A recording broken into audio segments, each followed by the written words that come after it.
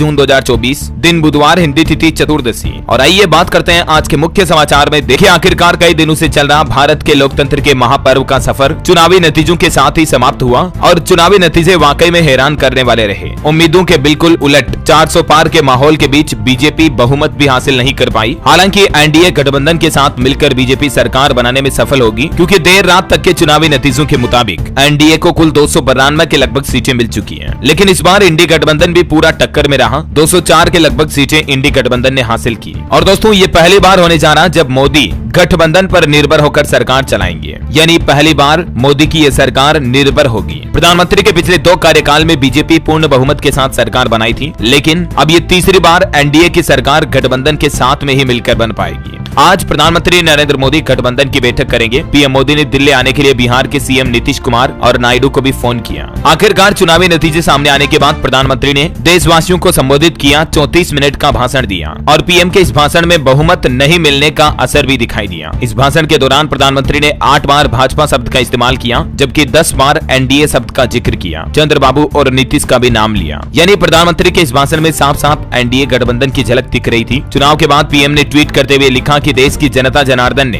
NDA पर लगातार तीसरी बार अपना विश्वास जताया है। पीएम मोदी ने अपने संबोधन में कहा कि ये तीसरा कार्यकाल देश के बड़े फैसलों के लिए समर्पित होगा, ये मोदी की गारंटी है। चुनावी नतीजों के बाद बोले पीएम मोदी, उन्होंने कहा कि तीसरे कार्यकाल में देश बड़े फैसलों का एक नया अध्याय लिखेगा। प्रधानमंत्री ने कहा कि 62 सालों बाद मिली ऐसी जीत, पूरा विपक्ष मिलकर भी भाजपा से पीछे है। लोकसभा नतीजों से भले ही पीएम ने खुशी जताई, लेकिन उनके संबोधन में उनके चेहरे के भाव पर बहुमत की कमी साफ साफ झलकती दिखी, क्योंकि मोदी ने तो भले ही हैट्रिक लगा दी, लेकिन सत्ता की चाबी फिर भी नीतीश और नायडू के पास ही होगी। वजह ये दोस्तों की एनडीए गठबंधन में बीजेपी के बाद सबसे ज्यादा सीटें टीडीपी और जेडीयू के पास हैं। और क्योंकि इस बार बीजेपी को पूर्ण बहुमत नहीं मिला है, तो केंद्र में मोदी की सरकार फिर से टीडीपी जेडीयू के बगैर नहीं बन पाएगी। यही वजह है कि सत्ता की चाबी नीतीश और नायडू के पास ही होगी। और ऐसे में बताया जा रहा है कि जातिगत जनगणना और मुस्लिम आरक्षण का दबाव बनाया जाएगा। बीजेपी का कोर एजेंडा धरा का धरा रह गया है। इधर कांग्रेस की बात करें दोस्तों, तो राहुल गांधी के प्रयासों का अच्छा नतीजा देखने को मिला इन चुनावों में। भारत जोड़ो यात्रा से लेकर भारत जोड़ो न्याय यात्रा तक की झलक हमें चुनाव परिणाम में देखने को मिली। राहुल गांधी ने कांग्रेस को वापस दुगुनी सीटों तक पहुंचाया। जबकि ये 14 साल की उम्र में थे तब इनकी दादी, और जब ये 21 साल की उम्र में थे तब इनके पिता की हत्या कर दी गई। उसके बाद राहुल का राजनीतिक सफर काफी खराब रहा। इन्हें पप्पू टैग से भी कहा जाने लगा सोशल मीडिया से लेकर पब्लिक में, लेकिन आखिर पप्पू से वापस विपक्ष की मजबूत आवाज बन गए राहुल गांधी। बताया तो ये भी जा रहा दोस्तों कि सरकार बनाने को लेकर इंडिया गठबंधन की भी तैयारी चल रही है। कांग्रेस और सहयोगी दलों की तरफ से भी ऐसे बयान आ रहे हैं कि सरकार तो इंडिया गठबंधन की बनेगी। पश्चिम बंगाल के मुख्यमंत्री ममता बनर्जी ने भी कहा कि पीएम मोदी तुरंत इस्तीफा दें, ये जीत इंडिया गठबंधन की है, नतीजों पर बोली ममता बनर्जी। राहुल गांधी का भी कहना है कि चुनाव के रिजल्ट ये कह रहे हैं कि देश अब मोदी शाह को नहीं चाहता। और जब उनसे सवाल किया गया कि आप जेडीयू टीडीपी को साथ लाएंगे क्या, तो राहुल गांधी ने जवाब दिया कि गठबंधन की बैठक में फैसला तय होगा। यानी कि अगर जेडीयू टीडीपी एनडीए से निकलकर इंडी गठबंधन में मिल जाती हैं, तो फिर ऐसे में इंडिया गठबंधन की सरकार बनने का पलड़ा और भारी हो जाएगा, क्योंकि जहां बीजेपी का बहुमत कम होगा और इधर इंडिया गठबंधन का बहुमत बढ़ जाएगा।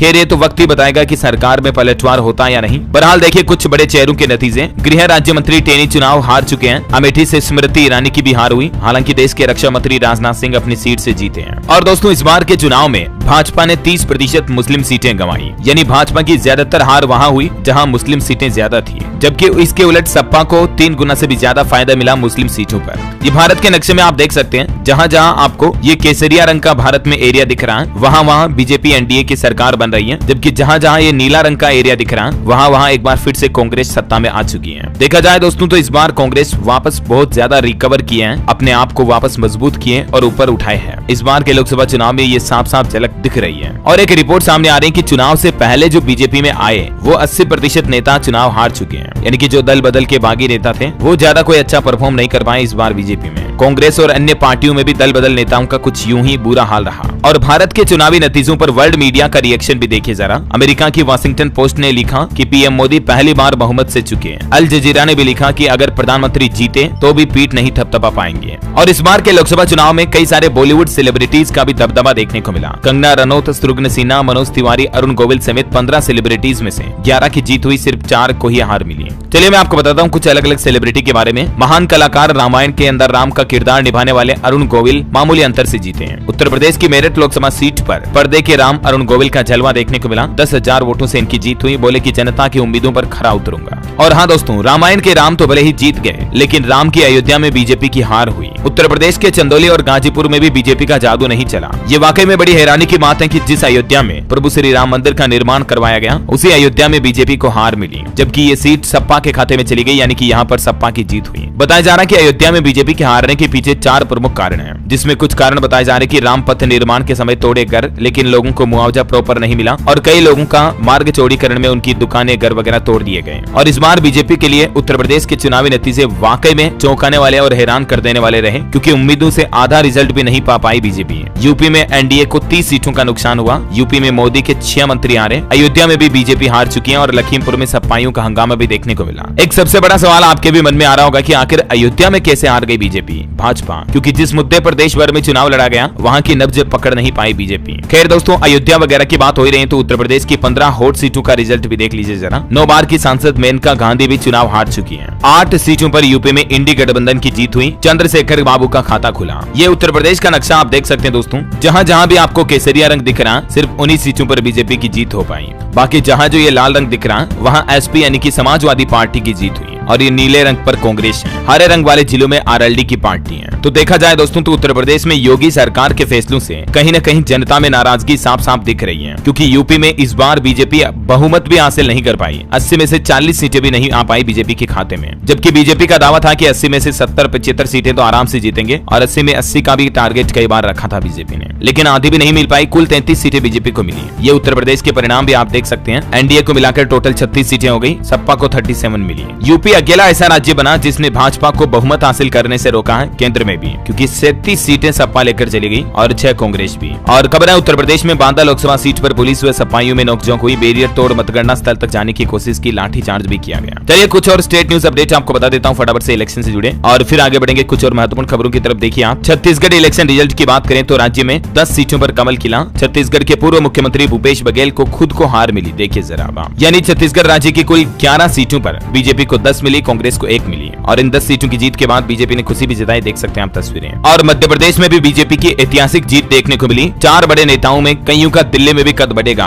वजह यह कि एमपी में भाजपा ने बिल्कुल क्लीन स्वीप कर लिया। सभी की सभी 29 सीटों पर भाजपा की जीत हुई। मध्य प्रदेश के इंदौर में लालवानी रिकॉर्ड तोड़ 11 लाख वोटों से जीते। शिवराज सिंह चौहान, ज्योतिरादित्य सिंधिया की भी जीत हुई, लेकिन कई बड़े दिग्गज नेता हार गए एमपी में। मध्य प्रदेश में भाजपा को मिल गई सारी की सारी 29 सीटें, देख सकते हैं आप। और हिमाचल प्रदेश में देखिए 4 सीटें जीतकर बीजेपी ने हैट्रिक लगाई। यहाँ से आपको बताऊंगा बॉलीवुड एक्ट्रेस कंगना रनौत भी मैदान में उतरी थी, उनकी जीत हुई। उन्होंने विक्रमादित्य को हराया। हिमाचल के परिणाम भी आप देख सकते हैं, चारों की चारों सीट बीजेपी के पक्ष में। हिमाचल मंडी में बॉलीवुड एक्ट्रेस कंगना रनौत ने जीत हासिल की। 70,000 वोटों की लीड मिली। बिहार में देखिए एनडीए को 9 सीटों का नुकसान हुआ। 35 साल बाद माले का खुला खाता, लालू की वापसी हुई। एलजेपी ने 5 सीटें जीती। और ऐसे झारखंड में भी एनडीए को 4 सीटों का नुकसान हुआ। बीजेपी 7 सीटों पर सिमटी। जेएमके और कांग्रेस को 2-2 सीटों का फायदा मिला। राजस्थान में भी 10 साल बाद कांग्रेस का खाता खुल पाया। भाजपा ने 14 सीटें जीती। 5 विधायक खुद सांसद बने। 1 मंत्री और 2 सांसद भी यहां से चुनाव हार चुके हैं। राजस्थान में वैसे देखा जाए तो 106 विधानसभा सीटों पर भाजपा आगे रही है। 5 मंत्रियों के क्षेत्र में पिछड़ गई। मोदी ने जहां जहां प्रचार किया उसमें 66% तक सीट हारी है। हरियाणा में दोबारा क्लीन स्वीप नहीं कर पाई बीजेपी। कांग्रेस और भाजपा को मिली 5-5 सीटें। रोहतक से दीपेंद्र हुड्डा की सबसे बड़ी जीत हुई। पंजाब में आम आदमी पार्टी का मिशन 13 भी फेल हुआ। वैसे तो सभी लोकसभा सीटों पर लड़ी चुनाव आम आदमी पार्टी, लेकिन जीत 3 में ही मिल पाई। 4 मंत्री हारे और फेलियर की 6 बड़ी वजह बताई जा रही पंजाब में। यहाँ पर कांग्रेस ने सबसे ज्यादा 7 सीटें हासिल की। 3 आम आदमी पार्टी के खाते में गई, और इस तरह से पंजाब के टॉप 3 विनर ये बने। पंजाब के परिणाम भी आप देख सकते हैं। भाजपा को कुछ भी सीटें नहीं मिल पाई 13 में से। 7 कांग्रेस के खाते में, 3 आम आदमी पार्टी और 1 शियद और 2 अन्य के खातों में गई।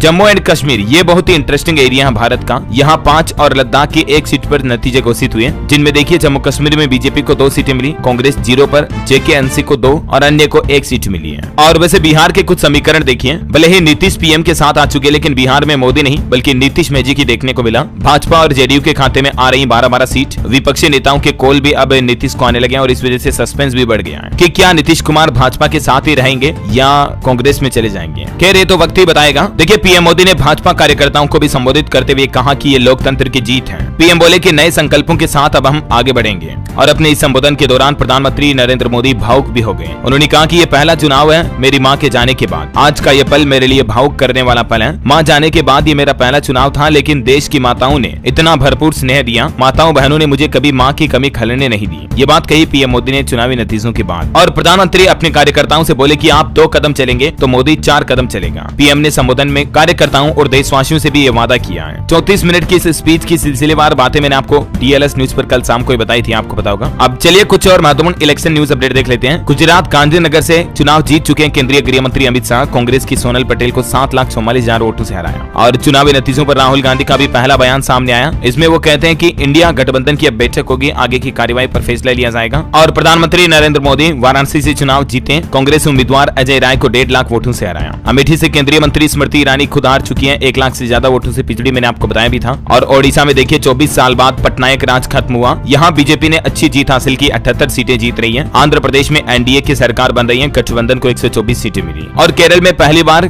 जीती बीजेपी। सुरेश गोपी ने त्रिशूर लोकसभा सीट पर खिलाया कमल। ये पहला मौका है जब बीजेपी की एंट्री हुई केरल में। भले ही कर्नाटक राज्य में ब्रांड मोदी मैजिक फेल दिखाई दिया, लेकिन कुछ समीकरण यहाँ पर भी बैठे हैं। और इधर राजस्थान में देखिए मुख्यमंत्री भजन लाल के संसदीय क्षेत्र में ही भाजपा की हार हुई। अपेक्षा के अनुरूप नहीं आए राजस्थान के भी नतीजे। देश की राजधानी दिल्ली में भी 148 प्रत्याशियों की तो जमानत जब्त हुई और दिल्ली में फिर नहीं खुला किसी भी तीसरे दल का खाता, क्योंकि हर सीट पर बीजेपी ने क्लीन स्वीप कर लिया दिल्ली में। और केरल राज्य ऐसा रहा जहां बीजेपी पहली बार जीती। सुरेश गोपी ने त्रिशूर लोकसभा सीट पर खिलाया कमल। अब ऐसे में दोस्तों अभी के चुनावी माहौल को देखते हुए आपको क्या लगता है कि भारत का प्रधानमंत्री कौन बनेगा? अब ये घड़ी भी सामने आ चुकी है। अब की बार किसकी सरकार? क्या चुनाव परिणामों के बाद राहुल गांधी बनेंगे प्रधानमंत्री, या फिर एक बार फिर मोदी सरकार और गठबंधन की या पूर्ण बहुमत की सरकार बन पाएगी? जाहिर सी बात है गठबंधन की ही बनेगी, क्योंकि अभी तक वोटों की गिनती कंप्लीट हो चुकी है, सब कुछ पूरी। और देखिए एनडीए को टोटल 292 सीट मिली है, जिनमें बीजेपी के खाते में सिर्फ 240 ही आई है। यानी बहुमत के लिए भी 32 सीटों की और आवश्यकता रहेगी बीजेपी को, और ये 32 सीटें एनडीए गठबंधन के बाद ही मिल पाएगी। तो जाहिर सी बात है बीजेपी अकेले तो सरकार बना नहीं सकती। और इधर इंडी गठबंधन भी बीजेपी के एनडीए की कई सारे अलग अलग राजनीतिक पार्टियों से संपर्क कर रही है, ताकि उनके वोट शेयर को हासिल कर सके। तो देखा जाए तो अभी तक प्रधानमंत्री नरेंद्र मोदी पद के लिए वर्तमान पीएम मोदी ही एनडीए और बीजेपी गठबंधन से बेहतर नजर आ रहे हैं, है ना। तो ये कुछ इलेक्शन का माहौल चल रहा है दोस्तों। और चलिए अब अपना आगे बढ़ते हैं खबरों में। देखिए एफएसएसएआई की तरफ से सख्त निर्देश जारी किए और कंपनियों को कहा कि अपने विज्ञापनों से 100% फल के जूस का दावा हटाया जाए। Food safety standard authority of India यानी एफएसएसएआई की तरफ से ये अभी नोटिस जारी किया गया। कई सारी बाजार में कंपनियां ऐसी हैं जो अपने प्रोडक्ट पर 100% फ्रूट जूस करके लेबल लगाती हैं और विज्ञापन एडवर्टाइजमेंट भी इसी आधार पर करती हैं। और क्योंकि इससे कंफ्यूजन होता है, फ्रूट जूस की गलत तरीके से मार्केटिंग की जाती है, इसी पर रोक लगाने के लिए एफएसएसएआई की तरफ से ये निर्देश जारी किए गए हैं ना। चलिए अगला अपडेट देखिए। आईफोन यूजर्स के लिए बड़ा अपडेट आ रहा है। जल्दी आपका कंट्रोल सेंटर बदल जाएगा, क्योंकि एप्पल कंपनी अपने iOS वर्जन का 18 अपडेट लेकर आ रही है जल्द ही। और iOS 18 में आपको बिल्कुल अलग ही एक्सपीरियंस देखने को मिलेगा। और टेक न्यूज से एक और खबर देखिए दोस्तों। अब डेस्कटॉप के जरिए भी आप व्हाट्सएप स्टेटस शेयर कर पाएंगे। इस नए फीचर पर भी काम कर रहा व्हाट्सएप और जल्दी आपको ये फीचर मिल पाएगा। चलिए खबर है नीतिगत सुधारों के साथ आवासीय मांग बढ़ाने की दिशा में काम करे नई सरकार। रियल एस्टेट डेवलपर्स ने बताई अपनी मांग भी। और वैसे दोस्तों मार्केट एक्सपर्ट का ये मानना है कि अब जो नई सरकार बनेगी ना, उन्हीं से बाजार से लेकर भारत की अर्थव्यवस्था की दिशा की रफ्तार तय होगी।